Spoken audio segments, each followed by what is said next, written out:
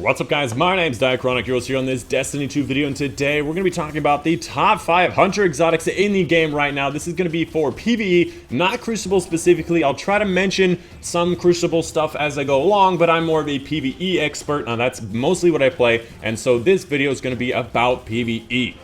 Now again, this is mostly my own opinion of things that I use and the way I use them in my playstyle. There are a lot of other exotics in the game, a lot of other Hunter exotics that are perfectly fine, that have great uses in PvE, but these are just what I feel like are the creme de la creme, the best of the best, and the generally easiest to use in a lot of circumstances. And if you do end up liking the video, make sure...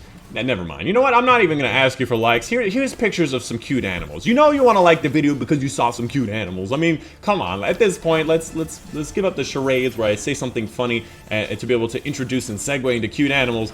Just, you got your cute animal feel. Just hit the like button, okay?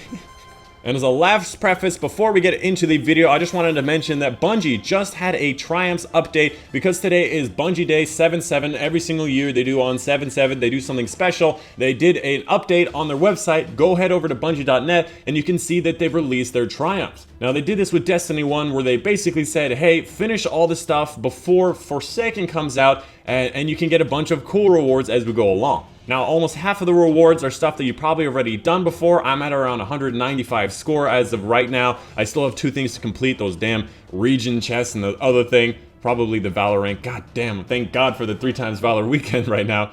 And the other half is going to be Solstice of Heroes stuff. So starting on July 31st when Solstice of Heroes starts, not July 17, I made the mistake already. Solstice of Heroes starts on 31st where you can get 400 gear and all that stuff. You're going to get a bunch of other triumphs to do before October 1st. So go ahead and check that out. There's a big blog post. You can track your score through your Bungie account and see how much progress you have. It also tells you what you're missing. You click on the thing for adventures. It tells you literally what adventures you've completed and what you need to do. Anyways, without further ado, let's talk about the top 5 Hunter exotics in the game. Coming up at number 5 is going to be the Faux Tracer exotic helmet. Now this is somewhat of an underrated exotic in PvE because a lot of people use this for PvP. Now the main perk on this is it visually marks targeted enemies and deals more damage to low health marked enemies. Basically, if you have your reticle on an enemy within 100 meters at any point, or aim down sights, or even just regular reticles, they'll get like a little hit marker thing that will be seeing through walls that'll track them for up to 5 seconds after losing target on them. So if you stop looking at them or you lose track of them, they will be going 5 seconds with that thing through the walls, which makes it very useful in PvP. Even still in PvE, this can still be useful. So first off, low health is anything below 30% health. So once you get an enemy to 30% health, you'll start to notice an incremental amount of damage.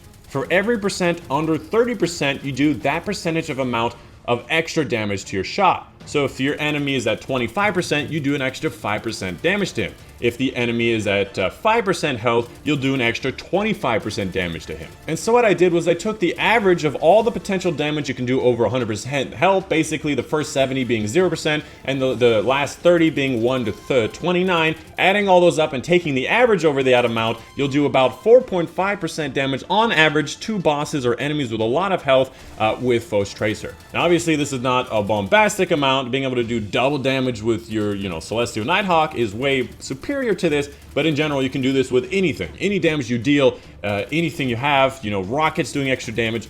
This is very, very useful for things like big bosses, Argos, Callus, Kaor. In general, if you don't have some of the later exotics I'm going to mention, this is actually a very effective thing to just literally make you better than you currently are. Coming up at number 4 is going to be the Worm Husk Crown. Now this is again another PvP exotic that is very, very powerful in PvP, but can still be very useful for people who find that they die a lot in PvE. Now what this basically does is dodging begins your health regeneration and you get a small bump of health when you do dodge. So it basically says, here's like a fourth of your health back and you start your generation immediately. Now for a lot of hunters that go full mobility, they have very small amounts of health regeneration. This makes it very, very feasible to be able to survive a lot easier. So if you ever find yourself in raids and you die a lot and you need something to make you survive more, pop this on. This helps actually a lot more than people give it credit for in PvE. It is very useful and I highly recommend you check it out. And it's gained pretty much if you complete the Warmind campaign, you get it literally guaranteed at the end of the Warmind campaign. So pretty much everybody has this if you have Warmind. Coming up at number 3 in this top 5 countdown is one of my personal favorites, the Influx exotic chest piece.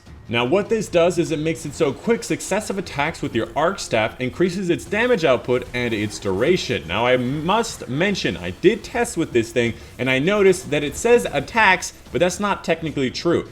Technically, it means hits, so you have to be hitting enemies to get the benefit from it. Because when I tested with and without having Raid Influx on, you had around 15 to 17 attacks just swinging in the air, so Raid Influx did nothing if you don't connect with enemy hits. If you do have Raid Influx on and you do hit the enemy the entire time, you can get around 24 to 26 light attacks on that enemy, and the amount of extra damage, it was somewhat unclear, but you're doing extra damage. If somebody in the comments down below could let me know how much extra. So if you ever have a situation where you need to kill a lot of ads, or you have a boss that cannot instant kill you and you want to do a ton of damage to him, throw on Raid Influx on the arc staff and you'll do incredible amounts of damage for an incredibly large amount of time. And of course this can be found, I think, in the campaign. It's a choice for hunters at some point to just get it throughout the campaign and drops as a random exotic engram.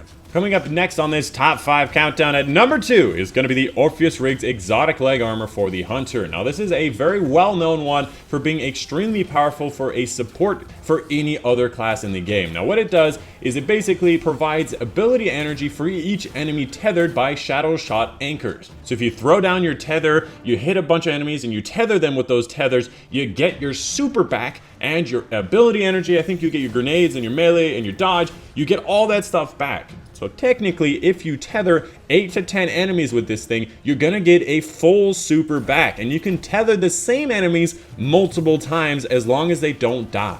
And each time you summon orbs for your teammates, increasing the amount of points you get in Nightfalls when you're doing Prestige Nightfall for points, and as well as just spawning more orbs for your teammates, which is insane. Even if you weren't able to get a group of 8 to 10 enemies around, you can still hit maybe 4 to 6 enemies and get most of your super. Your teammates pop their super, get those kills on those guys, they spawn orbs, and you get your full super back. This thing is amazing.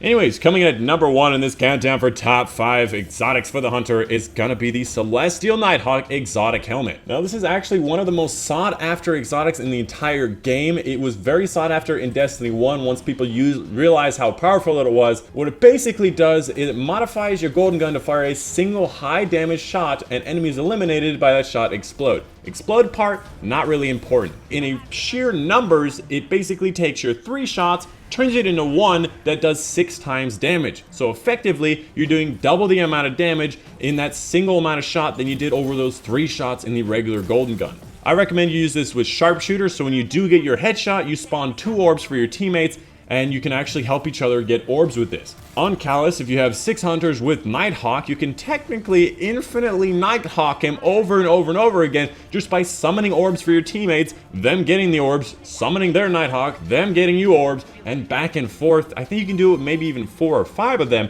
but it is just so powerful that you can get so many orbs and so much damage downrange.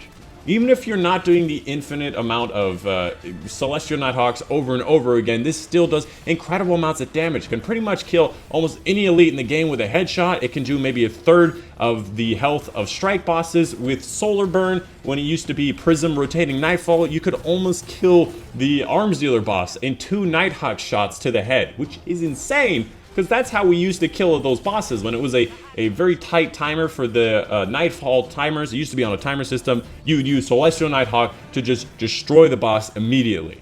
Anyways, that's pretty much it. There's really not much more to say about it. These exotics are the best of the best in my opinion. There's a lot of other ones that are very nice and useful. Knucklehead Radar for being able to see your radar all the time if that's an issue for you and you don't really like it. Knucklehead Radar is useful. Shinobis Vow if you like to skip grenades. Called swarm grenades? Yeah, swarm grenades. And double if you want. Stompies if you want to run faster. That's the sprint pants of the Hunter class, as well as being able to have a better jump. In general, these are, decent, but I just think that these top 3, the Celestial Nighthawk, the Orpheus Rigs, and the Raid Influx are just so magnanimously superior, making your super so physically amazing. They just pale in comparison. Anyways, that's been the video for you guys today. Let me know in the comments down below if there's some exotics that I missed, that I missed something about it. It's very possible something I missed. I know that they're going to be updating and buffing these exotics July 17th, so some of them may move around and shift around, but I'll actually have to use these for a few weeks, so perhaps this video still has merit at the moment and perhaps a few weeks after. In general, I don't expect the top 3 to be moved from their position for these new buffed 3 that are coming, but I might see that 4 and 5 might disappear from this list. Anyways, that's the video for you guys today. Hope you guys did enjoy. My name is Nighthawk, and I'll see you guys on the next one.